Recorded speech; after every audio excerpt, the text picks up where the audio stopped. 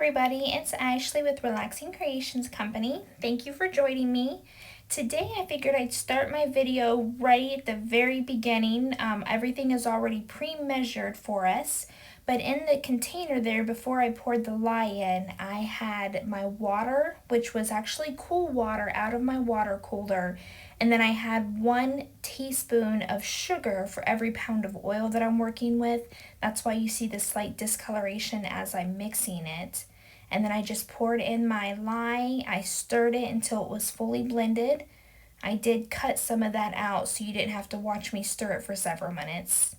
And you can see just by adding the lye into the cool water, we are up to 185.9 degrees.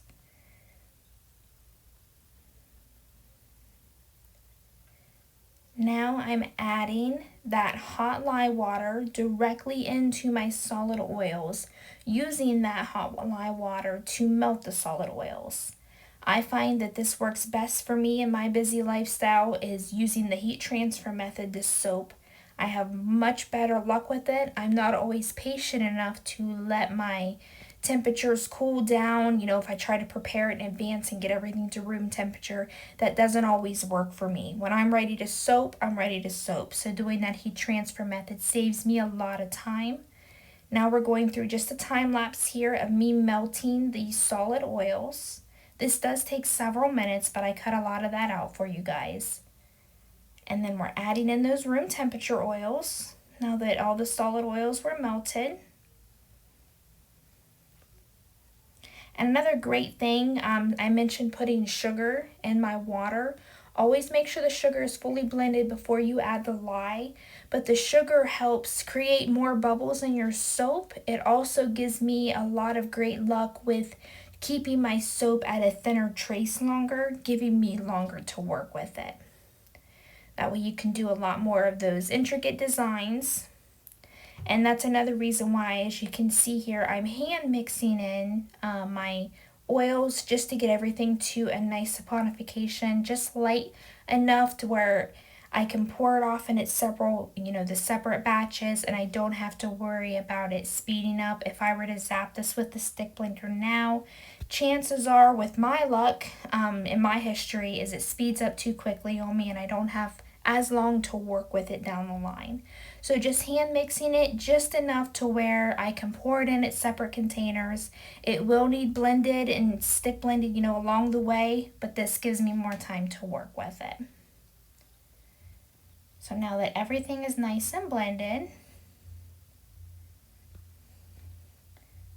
I'll show you guys what the temperature is now.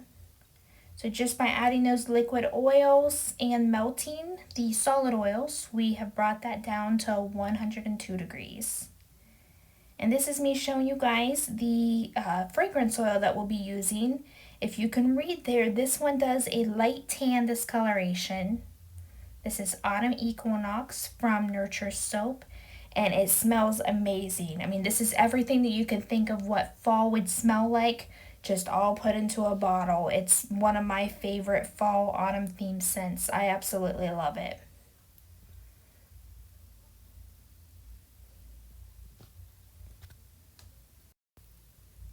Okay, now we jumped right into having the colored containers because when I was pouring these off, I had made a mess as usual.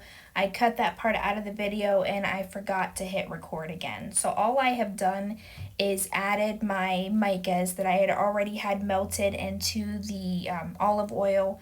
Here I am showing you the colors. That was ruby red. That's a big container.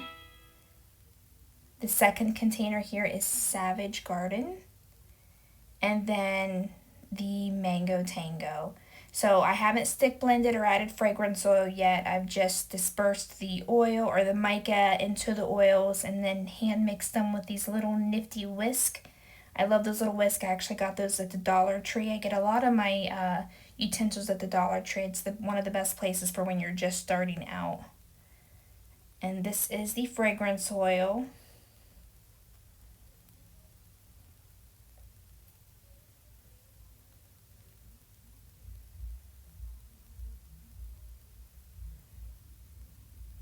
And I like to just hand mix everything. It just always looks so pretty.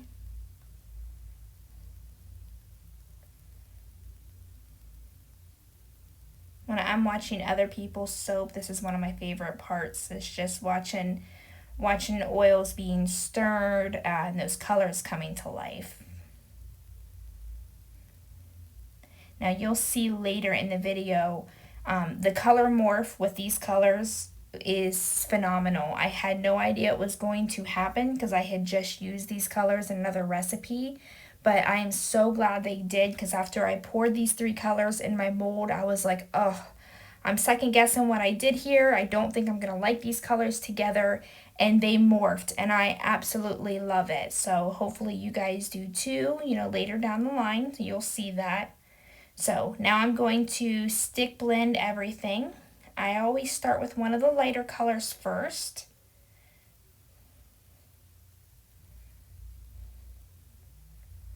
Make sure when you're stick blending, you're always tapping or shaking that blender in there to not get the air bubbles. You want to make sure you're shaking out all the air bubbles.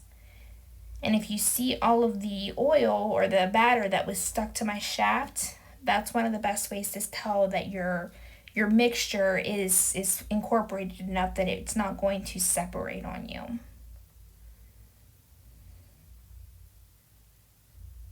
One of the things I hate the most about those big containers that I use is once I pour so much off, I can't blend in those containers without turning them sideways. But you make do.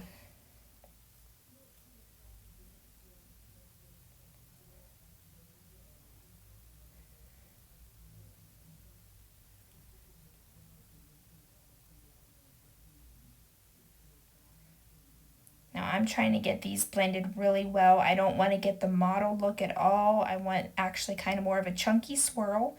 As you can see, that's definitely what I'm going to get here with as thick as they got on me. So I'm just pouring the green directly into the ruby red back there.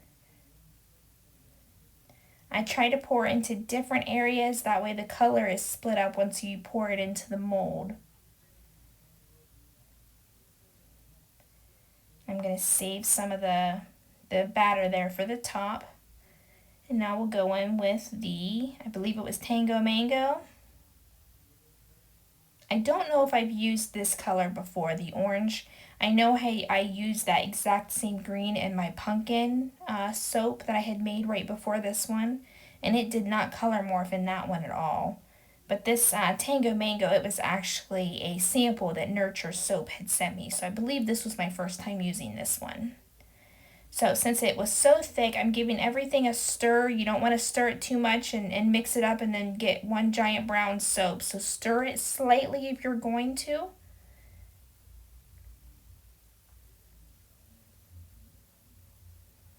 Make room for everything. Always make sure you're getting everything out of your way. And we'll bring in my Heritage Workshop mold. I absolutely love my Tall Skinny mold from them. If you're a soaper and you're looking for a soap mold, theirs are phenomenal. And I just love that big chunky swirl I'm getting. And at this point, this is where I'm second guessing my color combination. It probably would have been okay. Again, remember this soap is going to discolor to a light tan. So I was going with dark colors that I knew wouldn't discolor as much, which is why I didn't go with, any, yellows or whites. So I was just trying to stick with autumn themed colors. So it may have looked, absolutely great if they would have stayed as they were, but I think it turned out even better. So we'll go ahead and get everything just smoothed out here. Again, you got to be very careful you don't over mix, or you will end up with brown soap in most cases, depending on the colors that you're working with. The colors, they'll hold their own in the batter as long as you're not going to stir and mix them together. So now what I'm going to do is I'm just going to sloppily throw my leftover batter on the top, and we'll go ahead and speed the video along for this part.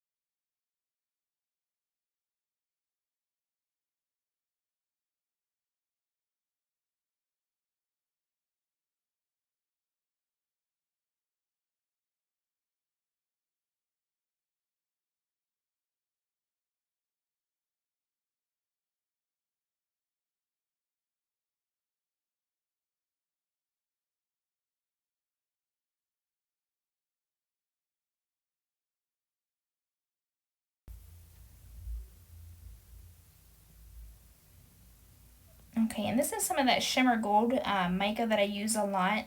I have some in one of those pump sprayers. I just decided to go ahead and dust the top.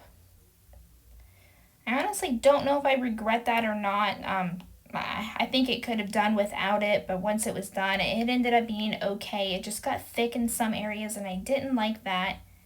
I don't know if you can see, but the mica is just flying everywhere. It looks like it's snowing gold shimmer. It is a very pretty color. I use that shimmer gold a lot. And there you have it. I'm not doing anything to this top. I'm leaving it as is, covering the soap, and we will be back for the cut with a surprise change. Look at the difference in that soap. The orange completely turned to a very pale peach, and then that green actually turned more of a blue, but I think it looks great. The red lightened up, but it did stay red. I'm glad that one did stay that's the color, but that blue, I think, just looks so much better than what the green did. So I'm so excited about that. So wait till you see the inside.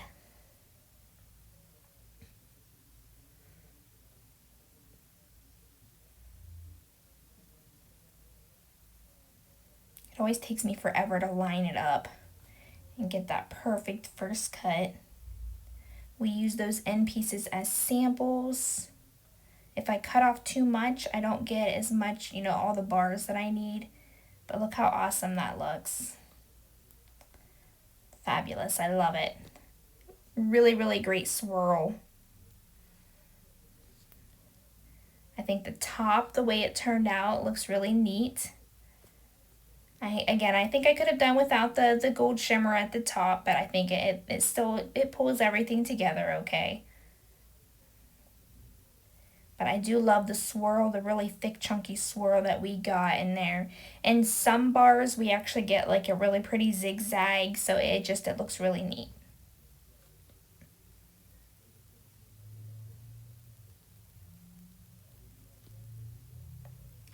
This fragrance again is the Autumn Equinox. It's going to be in my sample platter, not sample platter, excuse me, my sample pack. I have started cutting some of my more recent soaps into sample packs and putting them together. That way, if you're like me, I like to try different fragrances more often. So I have started cutting some bars in half. So basically cutting bars that are half size and putting them together and selling them in sample packs. So you're still going to get a nice chunky piece of soap, and the ones that these will be in, and it's available now in my shop if you go look.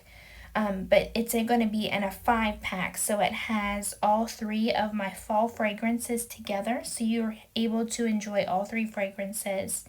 It also has my Calming Nights and the Mango Papaya, so it's definitely a great bargain. And again, like I said, the pieces are still well big enough that they can be put in your guest bathroom or used, and in that way you can switch them out sooner. If you look at the rough texture that's on these, the little bumps that you see whenever I hold it closer to the camera, those bumps are made from the wire cutter there. We do plane those off on the full bar so they become a nice smooth bar, so I don't worry about them much. I'm not planing them off on the sample bars because, again, I don't want to take away from the soap that you're getting there. And here is our finished product. Again, I think it turned out awesome. I want to thank everybody so much for watching. I would love if you visit me online, websites listed. Also, give me a thumbs up and please subscribe if you like the videos. Have a great day, guys.